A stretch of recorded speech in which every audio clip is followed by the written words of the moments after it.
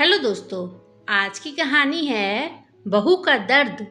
प्रभा जी के पास बहू निशा अपने बच्चे को देते हुए कहती है, मम्मी जी आप बाबू को संभाल लेंगी? यदि आप कहें तो मैं न जाऊं? तब प्रभा जी कहती हैं, अरे निशा कैसी बात कर रही है, मैं बाबू का अच्छे से ख्याल रखूंगी।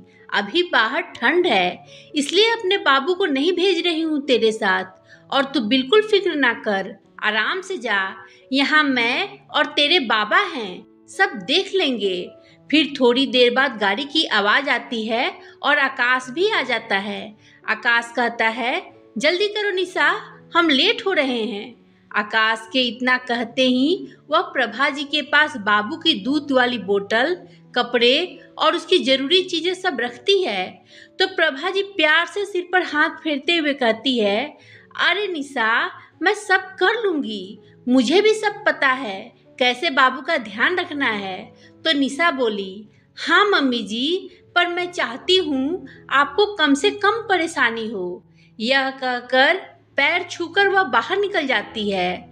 फिर थोड़ी देर बाद ननद किंजल आती है और पूछती है, अरे मम्मी आप बाबू को संभाल रही हैं, भाभी कहाँ है?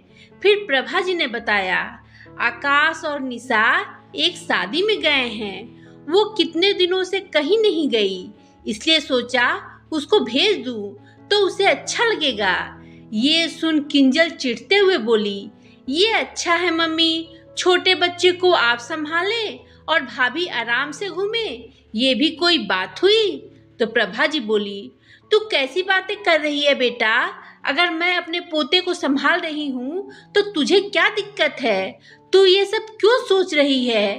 तुझे खुश होकर बाबू को मेरे साथ संभालना चाहिए, और तू ये बातें करने बैठ गई। और सुना क्या हाल चाल है? फिर किंजल बोली, मम्मी मेरे यहाँ तो सब बढ़िया है, पर यहाँ मुझे कुछ सही नहीं लग रहा है। आप भाभी को बहुत छूट दे रही हो, देखना एक दिन सर पर नाचेगी। प्रभा जी ने किंजल को समझाते हुए कहा, अरे तू कैसी बहकी बहकी बातें कर रही है? निशा शादी में गई है, ना कि कहीं घूमने, और वह शादी के बाद कहीं घूमने तक नहीं जा पाई। अब भी मैं उस पर पाबंदी रखूं? अगर तेरी सास तेरे साथ भी ऐसा करे तो तुझे अच्छा लगेगा? और 2 दिन की ही बात है, मैं संभाल लूंगी बाबू को। थोड़ी देर बाद एक फोन आता है तो प्रभा जी सुनार से बात करती हुई कहती है, हाँ हाँ भैया, सेट तैयार हो तो भिजवा दीजिए। इतना सुनते ही फिर बेटी किंजल ने पूछा, मम्मी क्या मंगा रही हो? तब उसकी माँ प्रभा जी ने कहा, मैंने एक गले का सेट बनवाया है, उसी की बात चल रही थी, और वो सुनार आज दे जाएगा। अच्छा मम्मी किसके लिए हार बनवाया है? किंजल ने पूछा। तब प्रभा जी कहती हैं कि मैंने अपनी बेटी के लिए बनवाया है। तो किंजल ने चहककर कहा, मम्मी मेरे लिए? अभी क्यों? आपने मेरे जन्मदिन पर डायमंड की रिंग तो दी थी। तब प्रभा जी बोली, अरे तेरे लिए नहीं, निशा की मैरिज एनिवर्सरी आ रही है तो सोचा उसके लिए पहले से बनवा लूं। फिर किंजल कहने लगती है, मम्मी आप तो भाभी को साड़ी भी गिफ्ट कर सकती थी, हार की क्या जरूरत? तब प्रभा जी कहती है, निशा को मैं साड़ी दे सकती थी, पर ये उसकी पहली मैरिज एनिवर्सरी है, और तुझे डायमंड रिंग दे सकती हूँ तो बहू को क्यों नहीं? बहू भी मेरे लिए बेटी है, अगर मैं उसकी खुशियों का ख्याल नहीं रखूंगी तो कौन रखेगा?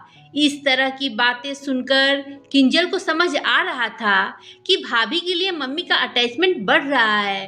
तब वह तुनक कर कहने लगी, अब तो मम्मी आपको भाभी ही प्यारी हो गई है, जो उनके लिए इतना सोच रही हो। बेटी की जगह भी ले ली, आखिर हो भी क्यों ना, आखिर बहू सेवा जो करती है। तब प्रभा जी भी डांटते हुए कहती है, अब बहुत हुआ किंजल, अब मैं निशा के खिलाफ एक शब्द न सुनूंगी।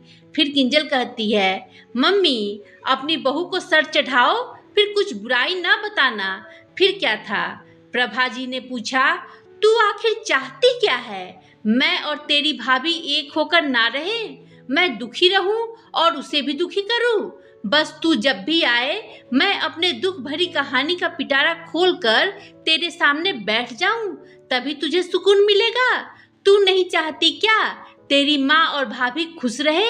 क्या तेरे साथ भी ऐसा होता है कि तेरी ननद तेरी सास को भड़काती है? तो किंजल ने कहा, नहीं माँ, मेरे साथ ऐसा नहीं होता। फिर प्रभा जी बोली, अगर तेरे साथ नहीं होता तो तू कैसे सोच सकती है? बहू का दर्द तू क्यों नहीं समझती? तू भी एक बहू है। अगर तेरे साथ ऐसा हो तो क्या तुझे अच्छा लगेगा?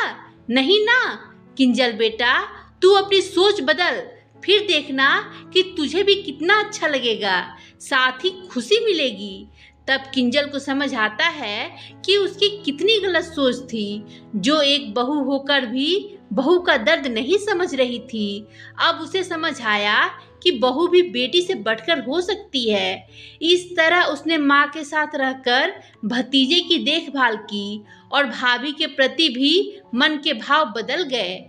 दोस्तों, जब बेटी बहू बनती है तो अपनी भाभी के प्रति उसकी भावना क्यों बदल जाती है? वह स्वयं को उस जगह पर रखकर क्यों नहीं सोचती है? आखिर वह भी बहू है, उसे बहू का दर्द दिखना चाहिए, न कि उससे चिढ़े। अगर बेटी को माँ का प्यार मिले तो उसे अच्छा लगता है, लेकिन वही उसकी माँ भाभी को वैसा ही प्यार दे तो बेटी को चिढ़ होती है। क्यों? वह बहू होकर बहू का दर्द क्यों नहीं महसूस करती? आज भी ये भावना ननद भाभी के रिश्ते में कहीं ना कहीं देखने को मिलती है। इसी कारण बहू को माँ जैसा प्यार नहीं मिलता, क्योंकि सास के मन में कड़वाहट भाव भरे जाने के कारण बहू ये दर्द सहती है। उसके प्रति काम करने का भार डालना और कहीं आने जाने की आज़ादी पर रोक टोक ही बहू का दर्द बन जाता है। ये ही हमारे समाज की मानसिकता के चलते बहू पर बेड़ियां बांध दी जाती है। दोस्तों, आपके इस कहानी के बारे में क्या विचार हैं? कमेंट कर बताएं। कहानी पसंद आई हो तो लाइक शेयर करें और मेरे चैनल को सब्सक्राइब करना ना भूलें। धन्यवाद दोस्तों।